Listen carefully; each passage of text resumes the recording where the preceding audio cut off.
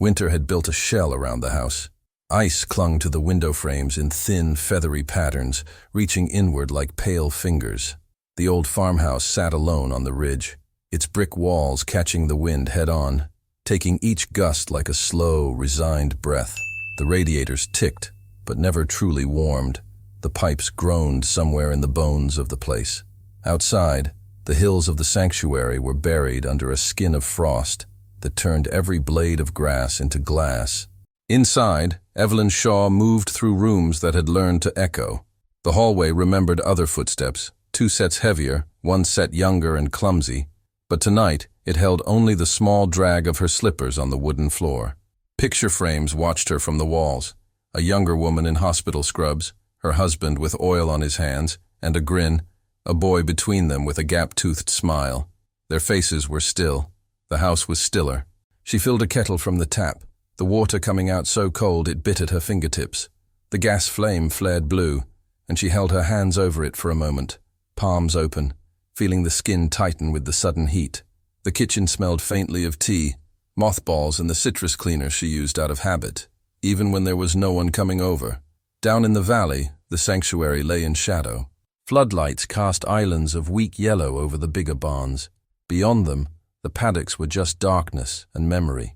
She knew, in numbers and charts, that the elephants had shelters and windbreaks, that people were out there checking heaters and water lines.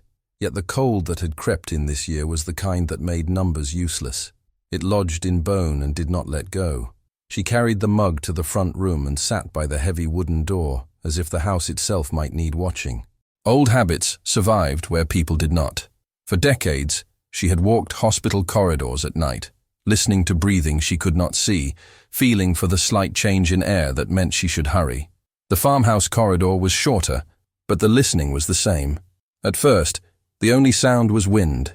It scraped ice crystals along the walls, rattled a loose piece of guttering, whistled faintly through the keyhole. The radiators sighed. Somewhere in the rafters, the house shifted its weight on its foundation, old timber flexing against the cold. Then the floor shivered. It was subtle at first, a faint vibration under the soles of her feet, easy to blame on her own tired body. Then it came again, deeper, like a distant drumbeat traveling up through rock and soil into the boards beneath her chair. The window glass trembled in its frame. A shadow moved past the curtains, high and dark, blocking out even the weak porch light for a heartbeat. She set the mug down without looking, fingers tightening on the arms of the chair, and stood. The air near the door felt different, thicker, expectant. Her hands found the old iron bolt by muscle memory.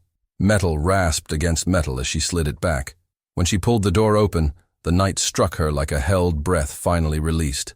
Cold poured in, sharp and clean and dangerous. Her lungs seized against it. Frost glowed on the porch rail. Beyond the threshold, the darkness was not empty. It was full. A massive shape filled the doorway.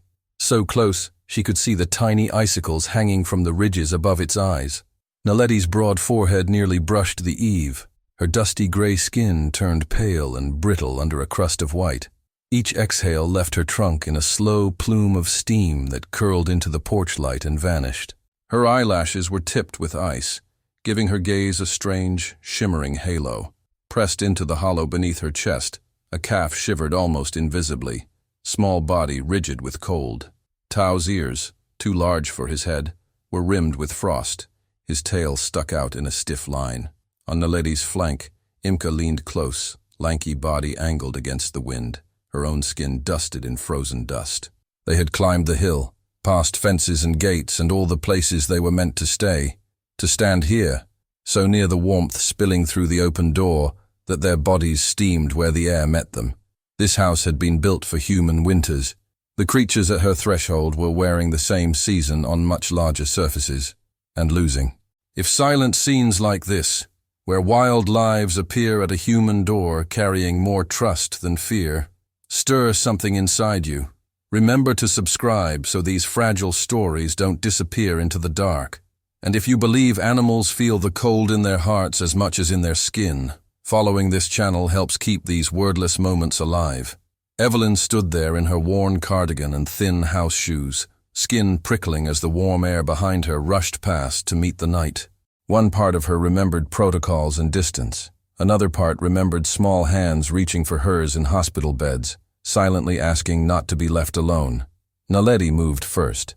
The matriarch took a slow half-step forward, bringing Tao closer to the strip of warmth across the threshold. Her trunk lifted, not to push, not to take, but to hover just inside the doorway, tasting the human heat as if testing the possibility of an impossible shelter. Evelyn's hand tightened around the edge of the door.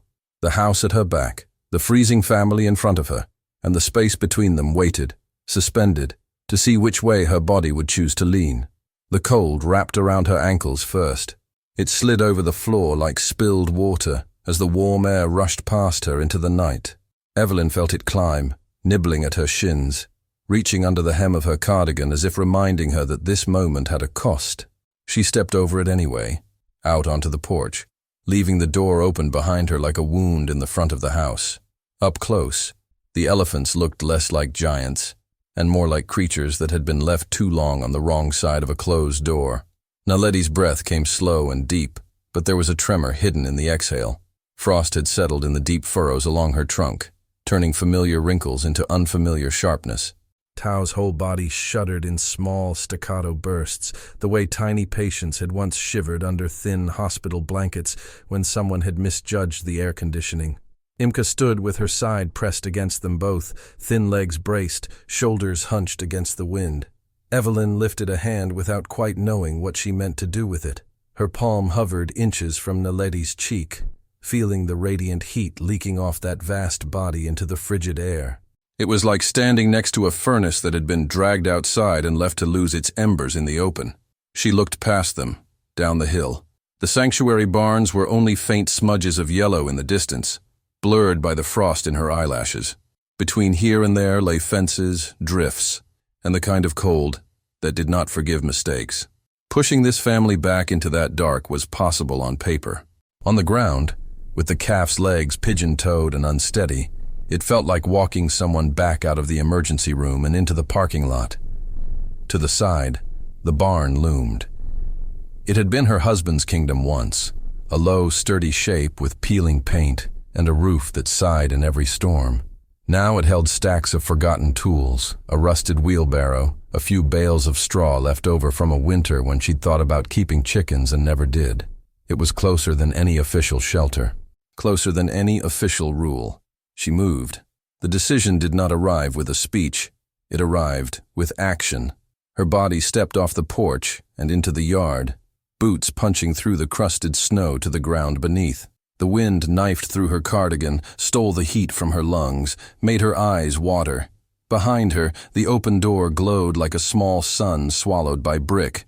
She walked past the elephants, so near she could feel the heat and hear the faint creak of skin stretching as muscles shifted under it. Naledi watched her go, head tilted, trunk following a fraction of her path through the air. The barn door groaned when she shoved it open. Cold, stale air exhaled in her face, scented with dust, old hay, and the faint ghost of machine oil. She flicked on the single naked bulb dangling from the rafters. Light pooled weakly in the center of the floor, leaving the corners in shadow. It was hardly a palace. It was, however, 4 walls and a roof that kept the wind from cutting through. She set to work with the practiced urgency of someone who had dressed many beds in many nights.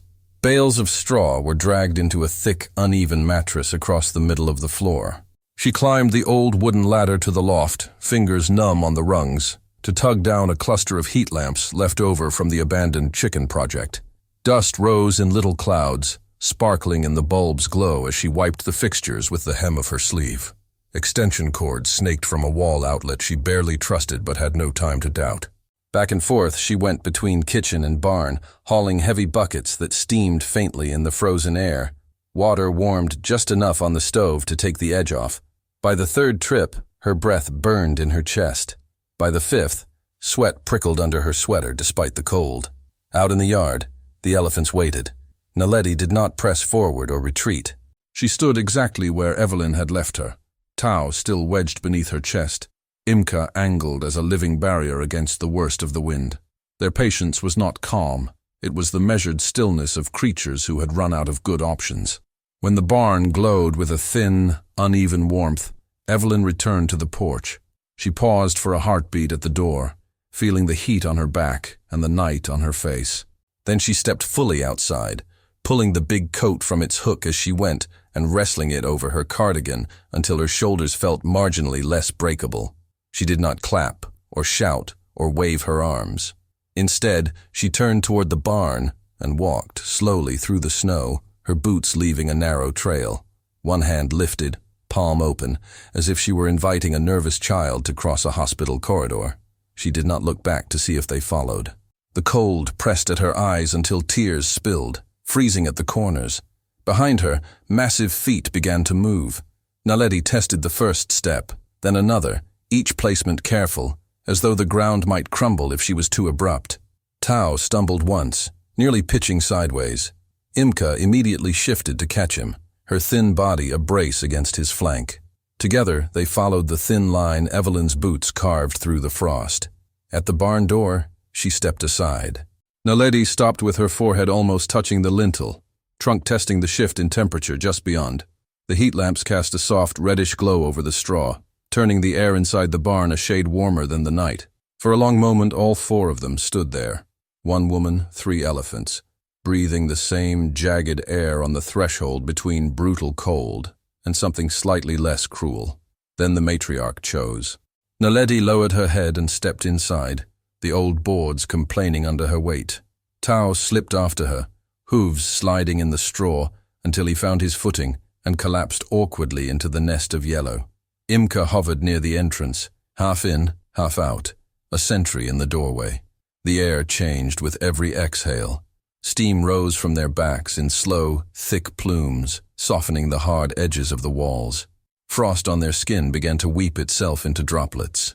The barn, which had spent years holding only tools and silence, filled with the slow thunder of 3 enormous lungs, relearning what warmth felt like. Evelyn sank onto a bale near the door, coat still open, fingers wrapped around an empty mug she did not remember picking up. The heat lamps hummed faintly above her. Outside, the wind clawed at the side of the building and failed to get in. Sometime past midnight, her chin found her chest. Sleep caught her in the narrow space between heartbeats, shoulders sagging, gray hair slipping loose from its clip. In the dim, orange-tinted light, her breath slowed to a gentle rhythm. Her boots rested just inside the doorway, toes dusted with straw as if they were taking root. A shadow moved. Naledi's trunk lifted from where it had draped over Tao's back and reached toward the door.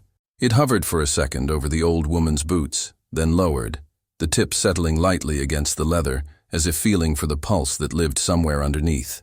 The barn held its breath around them, then eased, accepting this new arrangement.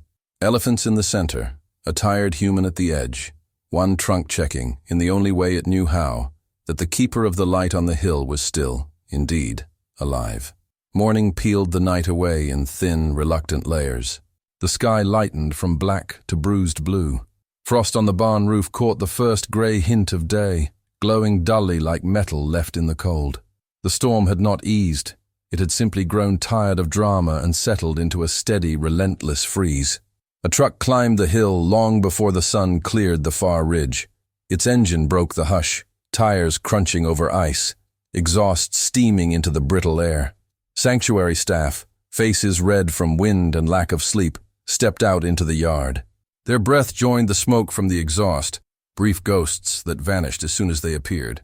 Clipboards and radios looked absurdly small against the sky. They expected to find a problem, broken fences maybe, prints wandering too close to the road. A sad story to explain with careful words in a report. What they found instead was the barn door standing half open, heat shimmering faintly in the gap, and an old woman waking with straw on her coat. Evelyn's neck protested as she straightened, the vertebrae in her spine ticking back into place. For a second, she did not remember why her knees ached so sharply, or why her breath tasted like dry hay. Then a warm exhale washed over her shoulder, thick with the scent of elephant and damp straw, and the night came back all at once. Inside the barn, 3 gray bodies filled the space. Naledi stood in the makeshift center, sides rising and falling in slow, measured waves. Her skin, which had been rigid with frost hours before, now shone darker, where meltwater had carved tiny paths through the dust. Tao lay in a hollow of straw pressed tight against her front legs, curled as much as his ungainly limbs allowed, breaths shorter but deeper than they had been in the yard. Imka held the doorway, one foot just over the threshold, ears angled toward the hill, as if she still expected the wind to try and come in. The vet stepped forward, then stopped, caught by the foreign familiarity of the scene. Heat lamps glowing orange on rough barn boards, an IV kit laid out beside buckets of steam-softened water, a bale relocated to serve as a chair. On a nearby crate lay a notepad covered in Evelyn's neat looping handwriting. Temperature readings, times, little arrows pointing to numbers that had crept up instead of down. Hands moved then, professional and precise. Fingers slid under Tao's ear to feel the warmth there. A stethoscope pressed against his chest, its metal briefly fogging with his breath. Eyes checked for slowness, for dullness. Naledi did not flinch at the touch. She simply lowered her head until it hovered just above the vet's shoulder, watching. Outside, others followed the trail back. They walked the path down into the valley, tracing the deep, rounded impressions where massive feet had broken crusted snow. The prints formed a straight, determined line from the paddock fence. Through a narrow gate some storm-twisted branch had nudged loose, up the curve of the hill to the farmhouse porch. On a map, it was a simple path. On the ground, it was an uphill argument against cold and distance. The prognosis when it came was a fragile thing. Tao's ears and tail would hurt for days. The skin along their edges was angry and raw, but still alive. His core temperature, once sinking, had inched back toward safety. Naledi's muscles were stiff, her joints protesting each shift of weight, but the deep cold had not yet taken hold in the places it could not be chased out. Imka bore the strain in silence, eyes shadowed, body bearing more weight than her frame was built for. Repairs in the valley went on schedule, fences straightened, gates refastened, heaters in the official shelters checked and checked again. But the forecast pinned to the outpost wall refused to be optimistic. More nights like this were marching toward them in a neat, merciless column. On paper, there were better-equipped barns below, thicker walls, purpose-built stalls, standardized heat. Numbers and guidelines leaned heavily in that direction. Yet every time someone mentioned moving the elephants down for the duration of the cold snap, eyes drifted back to the actual evidence. The hill, the trail, the barn full of breath. There was also the door. On the third night, long after the formal decision had been made to temporarily utilize the ridge barn as an auxiliary severe weather shelter, the pattern revealed itself. The sun fell early, as it always did in deep winter. Lights blinked on in the valley barns. From her kitchen window, Evelyn watched the familiar shapes in the paddock gather, shift, and then peel away from the others. 3 silhouettes separated themselves from the gray mass and began the climb in single file. She had the barn lit before they crested the hill, heat lamps humming gently. Straw turned to gold under their glow. Buckets waited, steam rising in quiet threads. The yard, however, remained dark save for the porch light. Naledi appeared first, her bulk emerging from the blue-tinged dusk like a moving hill. Tao and Imka walked in her wake, the calf's steps surer now, but still shorter, still touched by memory. They approached the barn and walked right past it. They stopped at the front door. Evelyn's hand was already on the bolt. When she opened it, warm light spilled out in a rectangle that barely reached Naledi's knees. The matriarch stood so close her breath fogged the threshold. Tao nudged her side, head turned toward the same opening. Naledi did not attempt to step inside. She simply lifted her trunk and slipped it through the doorway, letting the warmth roll up its length, tasting the mixture of old wood, soap, and human life that clung to the air of the house. Evelyn stood just inside, one hand on the frame, the other at her side, watching the delicate exploration. It became a ritual, almost without anyone naming it. Evening after evening, as the cold thickened and then slowly began to thin, the sequence repeated itself. The hill, the prints, the pause at the door, the breath shared at the threshold, then the turn toward the barn, where lamps glowed and straw waited. The farmhouse, once merely a human refuge, had become the first station in a quiet, unspoken pilgrimage. From deadly cold to tolerable warmth, from open winter hills to a shared shelter that smelled of hay and electricity, and something older than both, trust. The cold did not give up. It changed tactics. After the first week of emergency measures, the air stopped feeling like shattered glass and settled into something denser, like wet stone pressing on every surface. Pipes in the valley complained. Trucks refused to start on the first turn of the key. People moved more slowly, wrapped in layer after layer until they were little more than eyes and breath in the morning light. On a map in the sanctuary office, lines grew, red circles for vulnerable animals, blue rectangles for reinforced shelters. A new mark appeared on the ridge, small and square, labeled in quick handwriting. Evelyn's barn, temporary winter use. On another day, under another kind of director, that square might have stayed faint, but phones had rung. Photos had been passed around, grainy images of 3 elephants under a low roof, heat lamps glowing like a necklace of little suns around them. Stories traveled faster than trucks. One morning, a convoy climbed the hill that did not belong to daily checks. 2 large trailers, white sides blank except for license plates and dust, followed a sanctuary truck up the frozen road. Their engines were louder, their presence heavier, carrying the weight of policy rather than straw and water. The yard, which had grown used to the slow, predictable rhythm of evening arrivals and morning departures, stiffened around the new metal. Evelyn watched from her kitchen window as men and women she did not know stepped out, shoulders squared against both cold and uncertainty. Clipboards appeared again. Radios crackled. Someone walked the perimeter of the yard as if measuring where the world ought to end. The plan was simple on paper. Move Naledi's family to a larger, officially heated facility closer to the main buildings for the remainder of the extreme weather period. Reduce risk. Consolidate resources. Take the hill out of the equation. The timing, to the paper, did not matter. To the bodies in question, it mattered a great deal. By the time the trailers arrived, the sun was a cold disk pressed low against the horizon. The ground had thawed just enough on the surface to turn slick. Beneath, it remained iron-hard. Breath from every creature, human and elephant, hung in the air like unanswered questions. In the yard, Naledi watched. She had brought Tao and Imka up to the barn earlier than usual, drawn by a wind that smelled sharper than the previous nights. The barn door stood open, lamps already casting their thin warmth. Tao's feet were set toward that familiar darkness when the new sound rolled over the hill. The trailers took up space not just on the ground, but in the air, their ramps lowered with long metallic sighs. The hollow echo from inside their empty bellies spilled out, tinny, unfamiliar, harsher than the wooden groan of the barn door.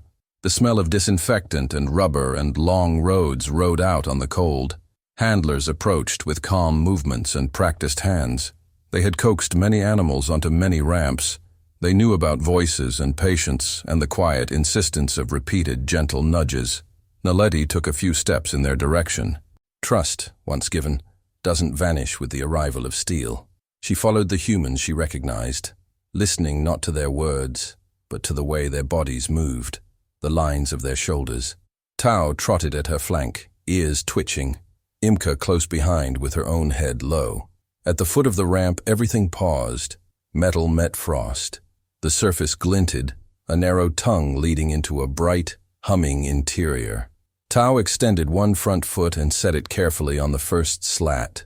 The cold jumped up through his skin, sharper than straw, harder than earth. The hollow ring, when his weight touched the ramp, ricocheted up his leg and into his chest. He pulled back. It was not a dramatic panic. It was a small, decisive recoil, a tremor in his shoulders, a widening of the space between his ribs and the metal.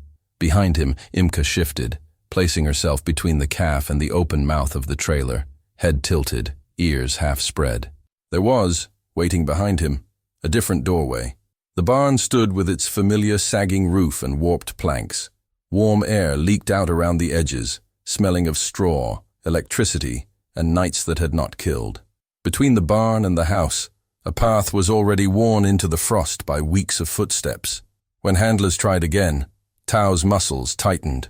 His small body leaned imperceptibly away from the ramp, and, with the stubbornness that had once pulled him up the hill in the first place, toward the porch. Naledi felt the pull. She tested the ramp herself, placing one massive foot on the cold metal. The trailer shifted slightly under her weight. The sound echoed off its walls, too loud, too enclosed. Behind her, She could feel her family like extra limbs, Tao's hesitation, Imka's vigilance. Movement, for a creature of her size, is always an argument with gravity. She withdrew her foot, turning her head slowly, first toward the official shelter on wheels, then toward the farmhouse where warmth had once poured out through an open door. She chose the door. The decision was as quiet as the first time she had climbed the hill. No trumpeting, no displays. She simply pivoted away from the ramp and walked, steady and deliberate, back across the yard. Snow crunched under her feet. Ice cracked. She stopped again where wood met brick. The porch creaked under her weight as she stepped up, filling it the way she had on that first impossible night. The light inside the house was on. The heat that leaked through the seams in the frame touched the sensitive skin along her trunk. Tao pressed against her side, flanks brushing the old railing. Imka took her place at the edge of the steps, blocking the wind. Evelyn was already at the door. Her hands shook as she slid back the bolt, not from indecision, but from the knowledge of what this moment was asking of everyone present. When she opened it, the warm air that spilled out was only a fraction of what the barn could offer, but it carried something none of the trailers did: continuity. Naledi extended her trunk into the threshold, as she had done on nights past, drawing that warmth along its length. The handlers and managers behind her saw only an elephant refusing their plan. Evelyn saw a repetition, made sharper by contrast. Door, breath, pause. The ritual that had kept a calf alive. Arguments rose in the cold. Words like liability, safety, standards, tangled with others, bond, stress, pattern. Maps and regulations had difficulty accounting for a matriarch who climbed a hill to a particular door and would not be gently diverted into a box on wheels. The elephants did not participate in the debate. They simply remained where their bodies told them they should be. Matriarch on the porch, calf tucked in tight, younger guardian angled toward the darkness on the horizon. In the end, compromise did not look like triumph. It looked like work. Plans were redrawn not to remove the hill from the equation, but to strengthen it. Electric lines were assessed, upgraded, insulated. The barn's roof was reinforced, gaps in the walls sealed, heaters installed that would not burn straw if something went wrong. Fences were rerouted to create a secure corridor between paddock and ridge, a private lane for Naledi's family when the temperatures dropped below what the valley could bear. Officially, the paperwork called it an auxiliary severe weather containment structure on the ridge. Unofficially, in the mouths of people who moved feed and coiled hoses and checked locks in the half-light, it became something simpler, spoken with a small lift in the chest. The winter house, years folded over the ridge like blankets.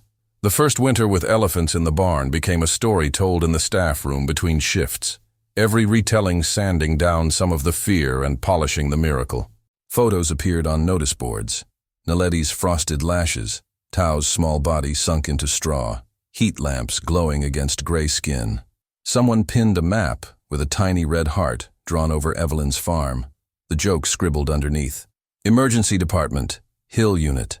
Routine grew out of what had once been emergency. When the first thin sheet of ice formed on the water troughs in the paddocks, Evelyn would go down to the cellar and bring up the coil of heavy extension cords. Staff came ahead of the real cold to test the barn wiring, to oil hinges, to add fresh bales to the straw bed. A small metal cabinet appeared by the barn door, stocked with blankets, a thermometer, spare bulbs. In the valley, other elephants watched. They saw Naledi's family peel off on certain evenings, climbing the hill as the temperature dropped. Herd memory is long. It does not record dates or forms, but it knows paths and patterns. Even when the air softened again in spring, that line from paddock to ridge remained etched somewhere in the ground and in their bones. Inside the farmhouse, the rooms changed shape too.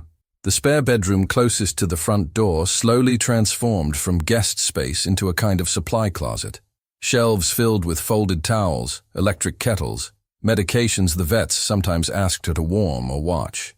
The old dining room table, once set for arguments and birthdays, held stacks of notebooks, where Evelyn recorded temperatures and feeding times in the same careful script she had once used for patient charts. Her body, however, charted its own course. Small aches took up residence in her knees. The bones in her hands ached when the weather turned. A deep, familiar throb she recognized from years of watching others press their fingers into their joints and pretend it was nothing. She learned which steps creaked in sympathy with her ankles, and which ones she could trust on bad days. She said little about it. The house listened. One night, the cold came back with teeth. The forecast had promised a return of severe conditions, a phrase that sounded as clinical as any diagnosis she'd ever disliked. The air outside the windows turned hard again. Stars sharp enough to cut. Wind scoured the ridge, lifting fine snow into ghostly veils that flowed around the farmhouse corners.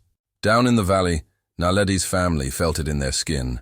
It was not just the drop in temperature, but the particular way the ground hardened underfoot, the way water tasted more like stone. Without waiting for staff to debate charts, the matriarch gathered Tao and Imka and began the now familiar ascent, their silhouettes swallowed and revealed by the intermittent glare of security lights as they passed. Evelyn saw them coming from the kitchen window. She wrapped her scarf twice around her neck, shrugged into her thickest coat, fumbled for her gloves and found only one. It didn't matter. There were lamps to switch on, buckets to fill, cords to check.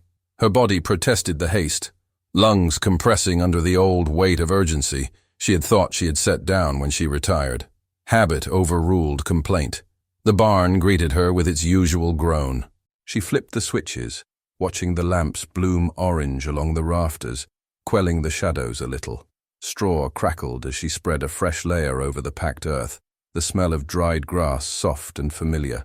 She filled buckets from the tap, setting them on the stove until tendrils of steam lifted from their surfaces, then carried them out into the slicing air, one handle biting into each hand.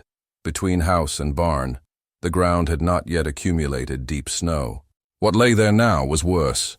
A glossy, deceptive sheen of ice, thinly veiled by powder. Her boots found purchase on the way to the barn, traction gained by the memory of thousands of similar walks. On the way back, empty buckets swinging lightly at her sides, her mind already ahead of her body, thinking of blankets, of thermometers, of where she had left the notepad. The world shifted. One foot hit a patch her eyes hadn't read. The sole slid sideways. Her other foot, still on frozen earth, couldn't counter fast enough. Gravity, patient until that second, took her shoulder and pulled. She fell not gracefully, not catastrophically, but with the heavy, unplanned inevitability of a tree branch succumbing to too much ice. The impact stole breath. Her back struck the ground first, then the back of her head thumped against the thin cushion of snow, dull and ringing. The buckets flew from her hands, clattering hollowly, their metal ringing out across the yard and bouncing off barn and house like a small alarm. Snow drove up under her coat. The cold she had been holding at bay poured in through every gap. For a moment, she lay there, stunned, limbs refusing the idea of movement. The open front door of the house spilled a rectangle of light onto the yard, just far enough to show the steam from her breath thinning. The barn glow threw warmer light in the other direction. She was caught between the two, body crooked, one arm twisted awkwardly beneath her. Wind wasted no time. It slipped under her collar, into her sleeves, curled around her ribs. Even pain began to feel distant, the edges of it blurring as the cold smoothed everything down. The familiar instincts that had always driven her to get up, check, respond, sputtered against the heavy lid of her own body, refusing to obey. Down the hill, shapes moved faster. Naledi was already halfway up the path when the buckets rang. The sound carried oddly in the cold, sharper, brittle. She paused, trunk lifting, ears angling toward the ridge. Tao, taller now but still leaning into her out of habit, bumped her shoulder. Imka stopped behind them, her shadow blending with the line of bare trees. Something in the pattern of the hill was wrong. The path usually held only their own steps and the muted chorus of human voices. Tonight, one key note was missing. The small figure tramping between house and barn, the familiar flicker of a flashlight, the open door closing, opening again, closing. On the ridge, the farmhouse lamp burned steadily, but the movement within its light had stopped. Naledi resumed climbing, faster. Snow broke under her feet, scattering in arcs behind her. Tao and Imka tightened their formation, flanking her as they crested the last rise, and the yard came into view. House glowing on one side, barn on the other, and in the narrow strip between, the outline of a body on the ground. They closed the distance with a final, shuddering run, that made the porch tremble. Evelyn did not see them arrive. Her world had condensed into a small circle of sky and ice, and the drumbeat in her ears. Her fingers, numb, curled uselessly against the snow. The warmth from the open door reached her as a story more than a sensation. Somewhere the kettle on the stove had begun to hiss, unattended. A shadow blotted out the faint scatter of stars above her. Tao's head lowered until his trunk hovered just over her shoulder, tip tasting the air around her face. Her breath brushed his skin in a thin, faltering stream. He shifted, trunk sliding along her coat, mapping where her edges were. When he found the curve of her hip, he nudged, gently at first, then with more insistence, rolling her a fraction onto her side, away from the deepest drift. Behind him, Imka stationed herself as a wall, body angled to break the wind that knifed across the yard. Snow collected on her back, melting where it touched the warmer skin. Naledi stepped so close her feet bracketed Evelyn's body. The old woman lay in the cradle of those enormous legs. A fragile, breathing thing dropped at the roots of a living pillar. The matriarch lowered her head, bringing the warm breadth of her trunk down until it hovered over Evelyn's chest. Not pressing, just present, the way Evelyn's hand had once hovered over Tao's ribs in the barn. The hill, which had watched humans rush downhill to save elephants, watched now as elephants stood guard while humans were still on their way up. Help found her because the hill had already taught people to pay attention when elephants broke their patterns. For the coldest week, a young keeper had been sleeping in the small spare room at the back of Evelyn's house, on call in case pipes burst or generators failed. She was not supposed to be part of the story, only its insurance. The thin wall between her bed and the night hid most sounds, but not all. She heard the buckets first. Metal on ice, a sharp, wrong note in the muffled storm. Then the kettle in the kitchen shrieked and kept shrieking, steam pounding at its own small lid. Then, after a silence that went on too long, came a deeper noise, the rumble of feet on frozen ground, closer than they should have been. By the time she reached the front room, wrapping a blanket around her shoulders, the glass in the door was already darkened by moving bulk. She pulled it open to a scene that did not belong to any training manual. An old woman lying crooked in the snow. 3 elephants arranged around her like stones in a river, holding the wind back. Tao's trunk slid away as she rushed out, kneeling awkwardly in the narrow space between his forelegs to feel for a pulse at Evelyn's throat. Warm, faint, there. Breath puffed weakly against her wrist. Relief and fear raced each other through her chest. Voices carried then, hers into the radio into the valley into motion. More lights climbed the hill, headlights cutting swaths through the swirling flakes. Human hands replaced snow around Evelyn's body with blankets, lifted her onto a stretcher, feet slipping on the treacherous ground as they carried her toward the doorway. All the while Naledi held her position, trunk hovering just above the blanket-covered form, stepping aside only when the threshold forced her to choose between blocking the entrance and letting the small, precious burden pass. They took Evelyn inside. The door closed on the elephants for a time, shutting out the cold and the unblinking eyes. Vitals were checked. Slurred words were coaxed out and noted. An ambulance, long overdue on that ridge, finally came, lights washing blue and red over gray skin and straw bales. When the paramedics carried her back through the doorway, bundled and strapped, they passed under Naledi's raised head. The matriarch watched the vehicle descend the hill until its lights disappeared into the frosted dark, then turned to the young keeper in the open barn. Only then did she move, leading her family into the waiting warmth with a slowness that said she was leaving a part of her attention behind. Evelyn did not die that winter. Her arm mended crooked but serviceable. The bruise she carried from skull to shoulder faded in blotches, leaving behind a stiffness that never quite left. Walking became something she did with more thought and less hurry.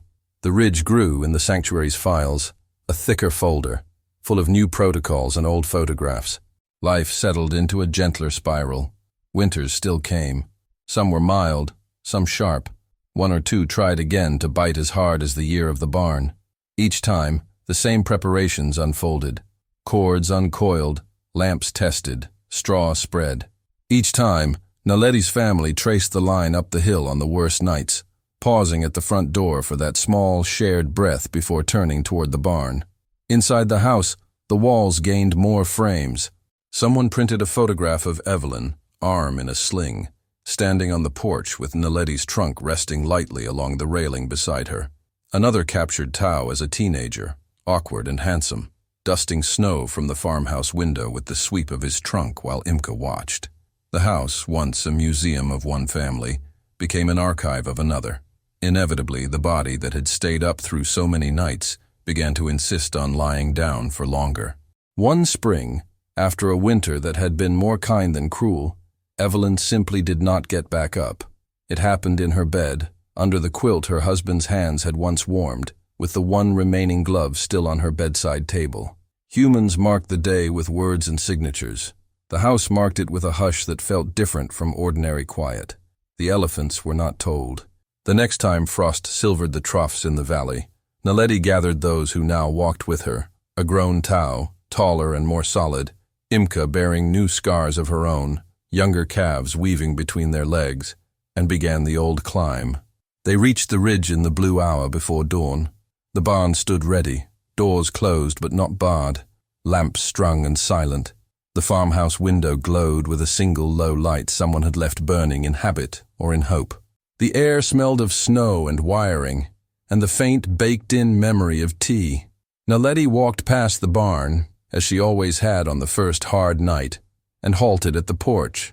No figure waited with hand on the latch.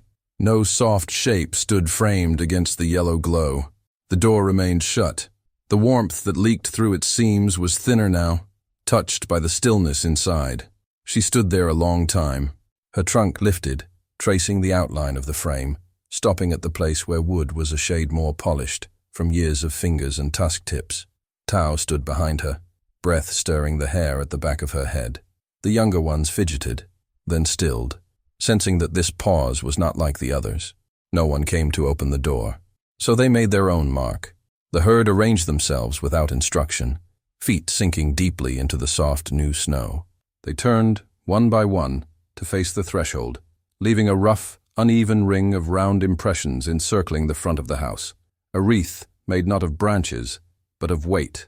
From above, had anyone been watching, it would have looked like a circle of gray bodies around a small, quiet heart of brick and wood. When the cold finally pushed them toward the barn, they went. The corridor of prints remained, filling slowly with fresh flakes, edges blurring as the wind rearranged what it could of the night. By morning the storm had passed. Light spilled pale and careful over the ridge. A keeper stepping out onto the porch stopped short, boot hovering above the first of the prints. The ring of impressions faced the door, each one still holding the faint pattern of creases from an elephant's foot. Closest to the threshold, one footprint was deeper than the rest. Snow in its base had melted further, perhaps from the longer time a body had rested there, perhaps from the heat still seeping up from the house. A thin layer of water pooled at the bottom, smooth as glass. When the sun climbed high enough, it caught that surface just so, and for a moment, the tiny mirror held both the reflection of the farmhouse and the wide, empty sky above it. The keeper watched as a breeze shivered across the water, breaking the image into ripples. House, sky, until it steadied again. Then she stepped carefully around it, leaving the pool undisturbed, a small, shining reminder that once, on this hill, a door had opened both ways, first for elephants seeking warmth, then for a woman who discovered that the cold in her life had never really been outside at all.